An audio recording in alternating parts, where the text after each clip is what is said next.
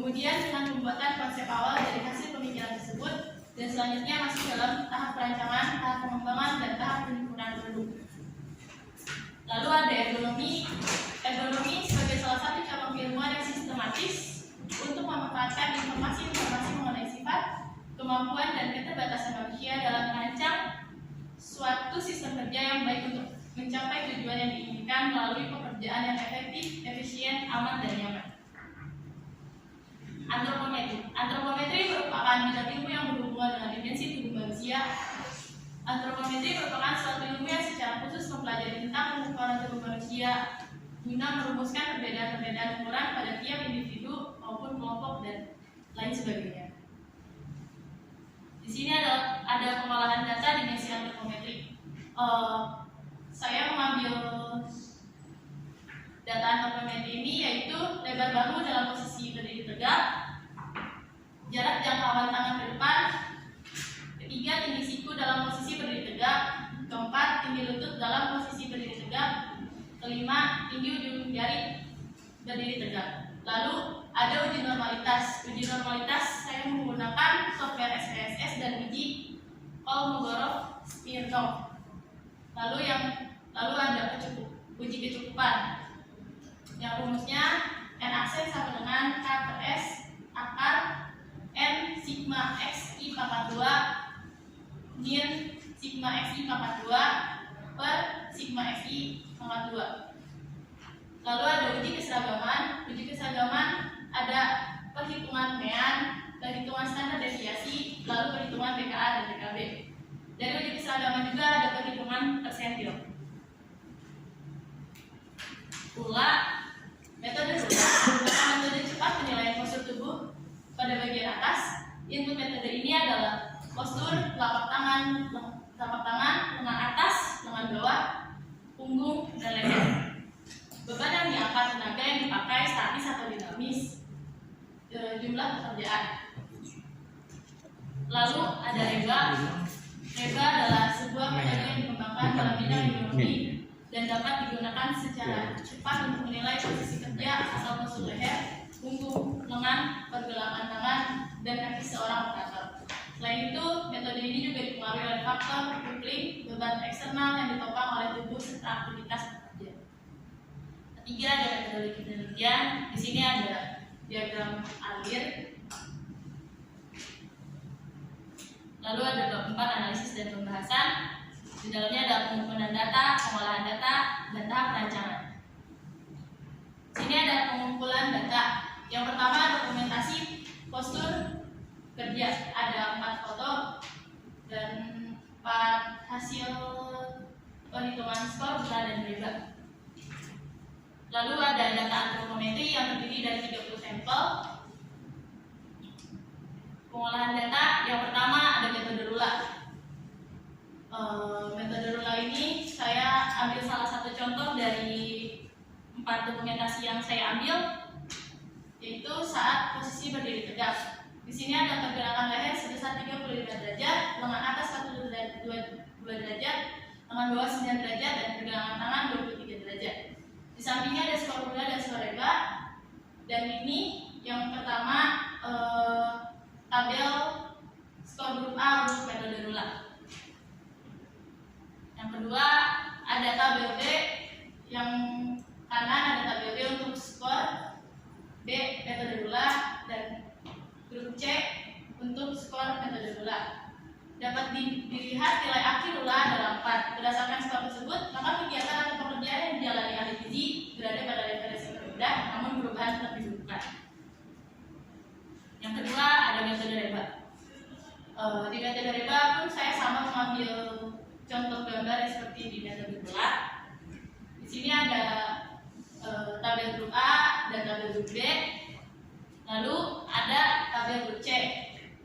Dan pada perhitungan skor akhir reba adalah 4. Lalu ada bagian rekapitulasi penilaian total dari metode reba. Karena tadi skor reba 3, dapat diketahui level tindakan 3 dengan risiko yaitu kecil dan mungkin perlu tindakan untuk mengurangi postur kerja tubuh yang tidak nyaman. Lalu ada pengolahan data. Pengolahan data di sini ada perhitungan persentil. Contoh perhitungan persentilnya saya ambil dari lebar bahu. Yang pertama, persentil 5 dengan hasil 36,80 cm, persentil 50 dengan hasil 40,30 cm, dan persentil 95 dengan hasil 43,78 cm. Adapun rekapitulasi perhitungan persentil dari lebar bahu. Dari lebar bahu, jarak jangkauan tangan ke depan, tinggi siku berdiri tegak, tinggi lutut, dan tinggi ujung jari berdiri tegak. Selanjutnya, tahap perancangan. Tahap perancangan akan dilakukan penentuan spesifikasi rancangan dengan menggunakan ukuran rancangan yang akan dibuat pada perhitungan dimensi tubuh. Hasil ukuran persentil perancangan troli makanan yang pertama adalah bahu. Saya mengambil persentil 95 dengan hasil 43,78 cm. Kedua, jarak jangkauan tangan ke depan, persentil 95 dengan hasil 71,03 cm. Ketiga, tinggi siku persentil 50, 99,50 cm. Tinggi lutut 45. Tinggi lutut persentil 5 dengan hasil 40,66. Dan terakhir, tinggi ujung jari persentil 95 dengan hasil 60,48 cm. Ukuran dimensi lebar bahu dan jarak jangkauan tangan ke depan dipilih persentil 95 agar muatan makanan pada troli bisa banyak. Dimensi tinggi siku pengukuran rata-rata atau persentil 50 agar bisa digunakan tinggi pengguna rata-rata orang Indonesia. Dimensi tinggi ujung jari dipilih persentil 95 agar pengguna tidak membungkuk saat mengambil makanan di rak kedua troli. Dimensi tinggi lutut dipilih persentil 5 agar jarak rak 1 dan kedua tidak terlalu dekat dan agar pengguna tidak jongkok saat mengambil makanan di rak ketiga troli. Lalu ada gambar desain 3D perancangan troli makanan sebagai berikut. Tampak keseluruhan dan tampak samping troli makanan. Terus selanjutnya ada gambar proyeksi troli makanan. Lalu ada estimasi biaya perancangan. Estimasi biaya perancangan dilakukan untuk memperkirakan besar biaya yang dikeluarkan untuk perancangan troli makanan. Bisa dilihat di sini ada tabel hasil perancangan troli makanan dengan biaya yang dikeluarkan untuk pembelian material adalah 622.000. Terakhir, bagaimana kesimpulan dan saran? Kesimpulannya, yang pertama, perancangan troli makanan dilakukan karena adanya keluhan-keluhan yang dirasakan dari pengguna. Berdasarkan hasil metode RULA dan metode REBA, resiko penilaian mulai dari 4 fase gerakan, yaitu mendorong troli makanan sampai mengambil makanan pada rak ke-1, ke-2, dan ke-3 pada troli makanan. Berdasarkan hasil RULA, pada rancangan troli makanan sebelumnya memiliki skor RULA yaitu 5, 4, 7, dan 7. Di mana skor 7 memiliki level resiko tinggi dan diperlukan perbaikan. Sedangkan berdasarkan hasil REBA, pada rancangan troli makanan tersebut memiliki skor REBA yaitu 5, 3, 5, dan 9. Yang dimana skor 9 memiliki level resiko tinggi dan perlu segera tindakan untuk mengurangi postur tubuh yang tidak nyaman. Kedua, penelitian ini menghasilkan rancangan troli makanan yang ergonomis dengan kondisi dan kebutuhan pengguna dengan dimensi hasil dari perhitungan data antropometri. Perhitungan antropometri menghasilkan ukuran dan dimensi untuk merancang troli makanan, yaitu tinggi troli dan tinggi rak 1 99,50 cm, lebar troli 43,78 cm, panjang troli 71,03 cm, tinggi rak kedua 60,48 cm, tinggi rak ketiga 40,66 cm. Troli makanan dirancang sesuai dengan pendekatan antropometri agar pengguna mendapatkan rasa nyaman. Lalu yang terakhir, perancangan troli makanan ergonomis ini menggunakan bahan baku berupa besi flat galvanis, besi hollow galvanis, besi siku, dan flat strip. Dari hasil keseluruhan perancangan troli makanan mengeluarkan biaya sebesar 622.000. Maaf, salah. Lupa saya ubah, Pak. Lupa saya ubah. Harusnya 622.000. Yang terakhir ada saran. Pertama, meminimalkan pertimbangkan biaya pada saat pembuatan prototipe rancangan dengan secara cermat memilih bahan dan komponen yang digunakan. Kedua, perlu dilakukan pemilihan material untuk perangkat troli makanan dengan tepat agar didapatkan material maupun komponen yang lebih kuat. Dan terakhir, penambahan kelebihan pada troli makanan menjadi lebih menarik dan inovatif sesuai kenyamanan pengguna. Ya, oke. Terima kasih Saudara Teresa Nancy Ayuning Tias. Saudari telah mempresentasikan secara sistematis dan suara yang mantap, matang. Mudah-mudahan acara berikutnya, sesi berikutnya kami bisa menjawab dengan lantang. Untuk kesempatan pertama saya berikan Bapak Mandaki memberikan dulu, ya? Saya dulu. Iya, karena Pak Mandaki sama Pak Birawannya nggak ada. Silakan dulu. Ya. Terima kasih, Pak.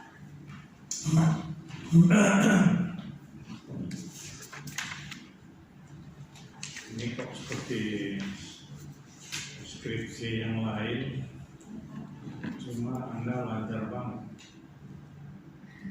Ya. Kenapa Anda itu tertarik untuk meneliti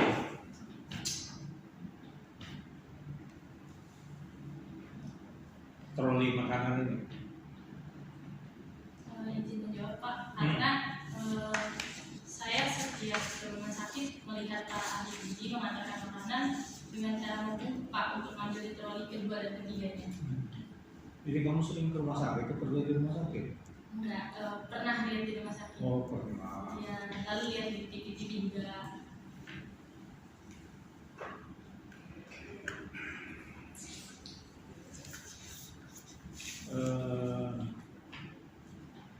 Oke lah, ini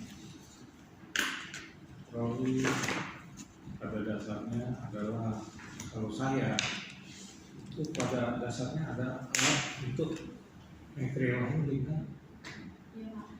yang paling sederhana lah ya, untuk membawa makanan. Kalau obat-obatan bagaimana?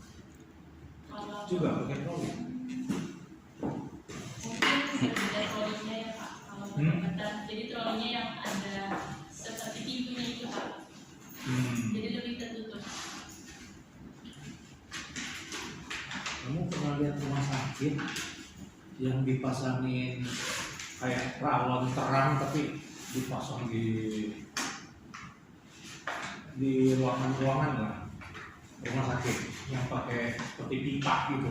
Iya, Pak. Pernah saya di film-film gitu, Pak. Oh, film rumah sakit umum daerah yang di Ciawi itu dia pakai itu, jadi pakai tabungnya lalu ditiup dengan kompres untuk ngirimin obat ke, bukan ke setiap kamar ya, tapi ke tempat di mana ada perawat nunggu ya, Pak Sugi. Itu kalau ngirim obat sekarang pakai di rumah sakit, dia pakai kayak pipa, ditiup angin pakai kompresor, jadi tapi bukan dikirim ke setiap kamar. Makanannya mungkin setiap kamar, tapi dikirim ke pusat tempat nakesnya berada gitu ya. Ya, jadi saya ceritanya karena material handling ini, troli. Saya bilang ada juga yang pakai angin gitu di rumah sakit loh ini. Jadi sangat higienis juga, cepat. Kan nggak ada obat yang beratnya ya, mungkin kalau yang berat yang akan dibawa gitu ya. Tapi ini obat-obat yang standar lah. Ya, jadi itulah yang kalau dipakai di rumah sakit ya. Ya, saya kira memang kalau rumah sakitnya lantainya berapa ya kosong semua ya. Sekalipun kalau saya lihat di, bukan di film tapi di itu sekarang ada yang pakai robot ya, Pak Basuki ya. Iya, ngirim obatnya pakai robot. Robotnya bisa ngetok atau apa di pintu kamar ya. Ya, walaupun kamu penelitian ini untuk apa? Bicara ekonomis dengan pendekatan gula dan leba, ya. Orangnya seperti manusia, gitu ya. Keluar perhitungannya. Tadi yang 600 itu kan biayanya kan baru ini kan, baru bahkan kan. Iya Pak. Belum bicara esa, ya. Ya saya kalau ilmu yang rumus-rumusnya dan sistemnya sudah baku ya, asal caranya benar ya kita ikut saja gitu ya. Kamu yang dalam penelitian ini yang membawa troli kan itu kamu telitinya pada berapa orang? 30 sampel Pak. Ya supaya cukup buat statistik ya, 30 aja lah pas-pasan lah. Itu orang mana aja itu yang dibuat? Dari rumah sakit Uki Pak. Hah? Dari rumah sakit Uki dan beberapa teman saya yang menjadi perawat Pak. Oh gitu. Cewek semua, ada cowoknya nggak? Ada Pak. Oh jangan, cewek semua aja. Oh jadi memang dari rumah sakit ya semuanya, bukan cuma orang dari mana aja gitu ya, Pak. pasti di rumah sakit ya. Teman saya kerja. Ya oke, itu dasar penelitiannya itu, cuma jawabannya ya pas 30 ya sudah. Ya kalau sudah mengikuti dengan sistem yang baik ya, saya nggak bisa nanya lebih banyak lagi. Paling jangan lupa kalau mau bikin sesuatu kan ada biaya jasanya. Tapi kalau di rumah sakit sebaiknya apa ya materialnya? Ini kan besi bilas ya. Iya Pak. Sebaiknya apa ya kalau dibuat di rumah sakit? Apa besi biasa atau Biasanya stainless steel Pak. Tapi kan di sini kan Lihat saya gaya, lebih murah biayanya Pak. oh iya saudara, kalau di rumah sakit kita juga bicara kemudahan untuk apa namanya kebersihan dan segala ya memang akhirnya pilihan stainless steel ya. Rasanya nggak bisa juga di rumah sakit kita bicara bahan yang biaya semurah-murahnya ya. Yang penting kan apa kalau di rumah sakit? Bersih Pak. Bersih, tapi yang penting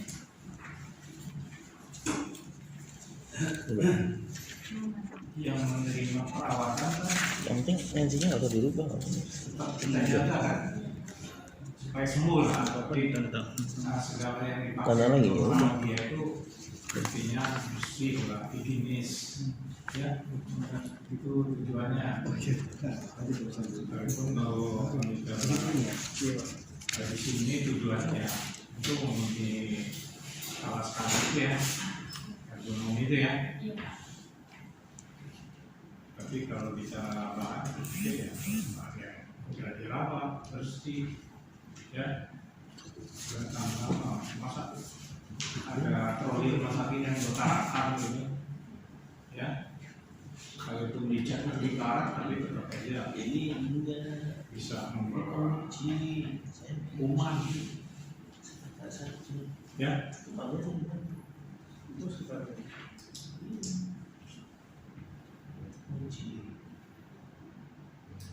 kalau troli ini dipakai di rumah sakit itu mungkin ada penyakitnya macam-macam ya, dipakai di semua tempatnya di rumah sakit atau barangkali Mungkin untuk beberapa pasien jinak Pak. Tapi dia diantar ke pasien yang sakitnya baru operasi saya kurang tahu kemana-mana ya. Saya lebih meneliti ke trolinya Pak. jadi mestinya yang sudah masuk di ruang rawat inap biasa ya. Kalau ruang recovery saya nggak tahu meskipun mana beda kan, atau ada penyakit yang khusus ya. Lain lagi kan, Iya. Apalagi kalau itu rumah sakit jiwa kan. Ya. Ya jadi ini tentu batasan kamu harus dibilang di batasan-batasan yang kamu mau masuk di